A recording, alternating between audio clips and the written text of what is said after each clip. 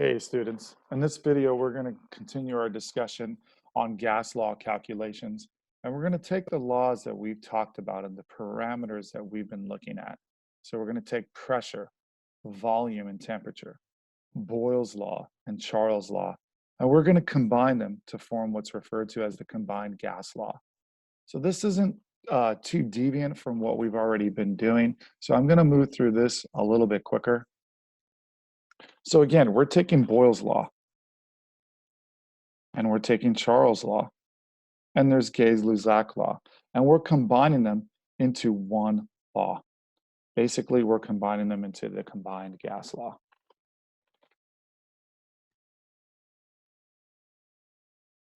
So when we combine them, now we have three parameters. P1V1 divided by T1 equals P2V2 divided by T2. The equation pretty much holds true as long as the amount of gas remains constant. So here I have an example problem. You've had a lot of practice doing this, so we'll just walk through this quickly. A sample of gas has an initial volume, so there's my V1. At a pressure of, there's my P1. And a temperature of, there's my T1 right there. If the gas is compressed to a volume of, there's my V2, and heated to a temperature of, there's my T2, what is its final pressure? So now I'm looking for P2. So I just take all my laws and combine them. P1V1 over T1 equals P2V2 over T2, and I'm solving for P2. Now the units are millimeters of mercury, so I don't need to worry about changing the P1. It's in millimeters of mercury as well. The one thing that I always have to make sure is that my temperatures are in Kelvin. These are not. So both for T1 and T2, I'm going to have to add 273 to bring that up to a Kelvin temperature. So when I do that, and if I solve for P2, I basically get, when I solve for P2, I have to multiply by the reciprocal on both sides of T2 over V2. T2 over V2. I see that it cancels it out on this side, leaving me just the P2, and then I see I have that T2 over V2 ratio right here. I make sure for both temperatures, I'm adding the 273 to have the units of Kelvin.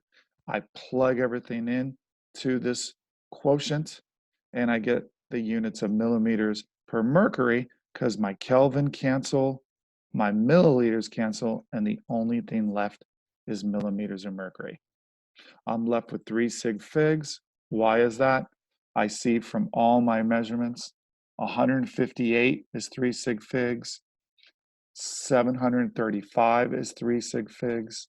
What a lot of people, and 108 is 3 figs, but they might think, well, wait a second, 34 and 85 are only 2 sig figs.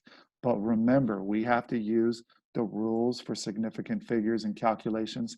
And if we're adding 273, 273, 273, I'm looking to the least precise measurement, or what I like to think of as the placement value.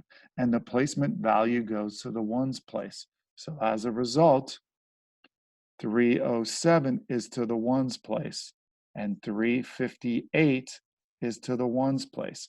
That's why when I use these, which are to the ones place, using the rules of addition and subtraction, and I plug them into a quotient, which now uses new rules, the least number of significant figures, they have 3 sig figs, so my final answer should have 3 sig figs. So the combined gas law is really close to where we need to go. We need one more parameter to focus on. We focused on pressure, volume, and temperature, and the only quantity we're missing is moles of gas. And once we incorporate moles of gas, then we need everything, or we have everything we need to derive what's referred to as the ideal gas law equation, our next set of calculations.